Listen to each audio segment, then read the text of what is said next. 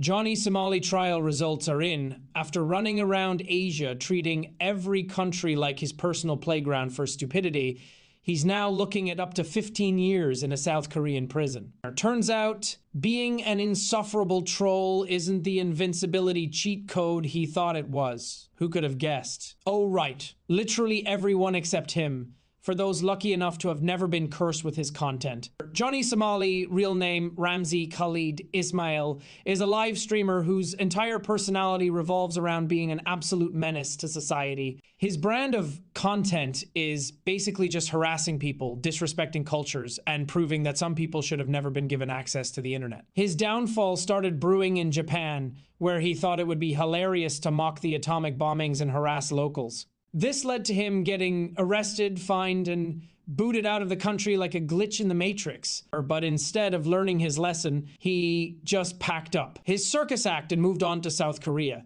where he somehow managed to be even worse. In Korea, he kissed the Statue of Peace, a monument honoring victims of wartime sexual slavery, because in his mind, nothing says respect like treating a symbol of suffering like a Tinder date. He also blasted North Korean propaganda in public, harassed shop owners, and just generally made it his life's mission to be as insufferable as possible.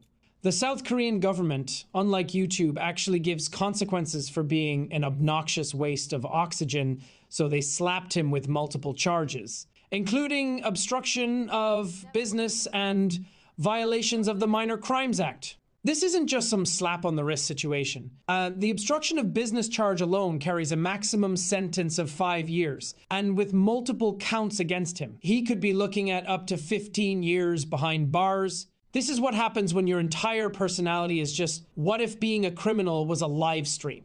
The best part? This guy actually showed up to court late and hungover. That's right, facing serious prison time wasn't enough to make him take things seriously. The judge probably had to resist the urge to sentence him to an extra 5 years just for being an idiot. So now, Johnny Somali is stuck in South Korea with a travel ban and a trial that's only getting worse for him. He thought he could just keep pushing boundaries with no real consequences, but reality finally caught up to him. The only place left for his live streams might be a prison cell. Honestly, it's long overdue because Johnny Somali didn't just piss off a few people, he pissed off entire nations. His content wasn't just edgy trolling.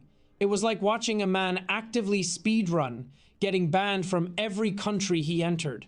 You'd think after getting arrested in Japan, he might have taken a step back, reflected, maybe thought, hey, maybe I'm the problem. But nah, introspection isn't exactly his strong suit. Instead, he doubled down in South Korea, treating the place like his personal GTA online lobby. He'd walk into stores, scream at employees, and shove cameras in their faces like some deranged paparazzi. His whole act was built on humiliating people who were just trying to live their lives. But the real cherry on this garbage sundae was his obsession with North Korea. He thought it would be peak comedy to blast North Korean propaganda in public places, basically testing how far he could push South Korea's patience before they drop-kicked him into a courtroom. He finally found that limit. This wasn't some YouTube prank war. South Korea takes any association with North Korea very seriously. He might as well have been juggling live grenades while asking, what's the worst that could happen? Well, what happened was multiple arrests, a travel ban, and a trial that's only getting worse for him. He's currently facing charges of obstruction of business, harassment, and various other public nuisance violations. And considering South Korea isn't exactly known for being lenient with foreign criminals, he's cooked.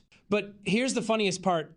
He had the chance to leave. Before his travel ban, he could have just dipped and started over somewhere else, maybe taken his circus act to another unsuspecting country. But no, Johnny stayed. He just couldn't help himself. He kept escalating things until the government had no choice but to slam the door shut on his escape route. He's like a cartoon villain that refuses to stop monologuing until the cops arrive. And let's talk about that court appearance. My guy showed up late, disheveled, and hungover. This is not some traffic violation hearing. He's facing up to 15 years in prison. You'd think even he would have the sense to at least pretend to be remorseful. But nope, this man treats every situation like it's just another live stream stunt. The judge probably had to resist the urge to hold him in contempt just for being an idiot. So now he's stuck. No travel, no streaming, no escape. The only thing left for him to do is wait for his sentencing, and At this point, the best case scenario is still pretty damn terrible. Now let's really marinate in the fact that Johnny Somali has fumbled his entire existence harder than anyone in recent memory. This guy thought he was untouchable, that his obnoxious behavior was just part of some endless content grind where actions had no consequences. But reality check, this isn't Twitch chat, and the real world doesn't have a donate $5 to get out of jail button. What makes his downfall even funnier is that he genuinely thought people were laughing with him. In his mind, he was some kind of fearless provocateur, a content pioneer pushing the boundaries of comedy. But in reality, he was just an annoying pest. Someone people tolerated only because they didn't want to get in trouble for knocking him out on camera. And believe me, people wanted to knock him out. We've seen multiple videos of him getting swung on, chased, and publicly humiliated. He's basically a living jump scare at this point. When people see him coming, they instantly go into fight or flight mode. The fact that he managed to last this long without getting permanently flattened is honestly shocking. But the real nail in his coffin? He kept filming. Even as he was racking up charges, as governments were actively trying to get rid of him, he still thought the camera made him invincible. It's like watching a guy poke a bear while live streaming, saying, "Bro, the bear can't actually hurt me, it's just content." Then boom, he gets mauled on camera, and suddenly he's shocked that actions have consequences. And those consequences, they're stacking up fast. At first, it was just minor charges. Trespassing, public nuisance, the usual clown behavior citations. But now, obstruction of business, harassment, violations of the Minor Crimes Act, these are serious. And if they decide to hit him with anything related to national security, he's done. South Korea doesn't mess around when it comes to anything even remotely tied to North Korea. They will make an example out of him. And what's his grand defense strategy? Nothing. No remorse, no serious legal team, just vibes. He showed up hungover to court like he was about to fight a parking ticket, not potentially spend the next decade in a foreign prison. It's like he thinks if he acts nonchalant enough, they'll just let him off with a warning. Spoiler alert, they won't. So now he's sitting in South Korea with a one-way ticket to a prison sentence, no way out, and a reputation that's beyond repair. Even if he miraculously avoids serious jail time, his career is finished. There's no comeback arc for this. No brand, no platform, no future. The only thing waiting for him now is a cold prison cell and a lifetime of regret.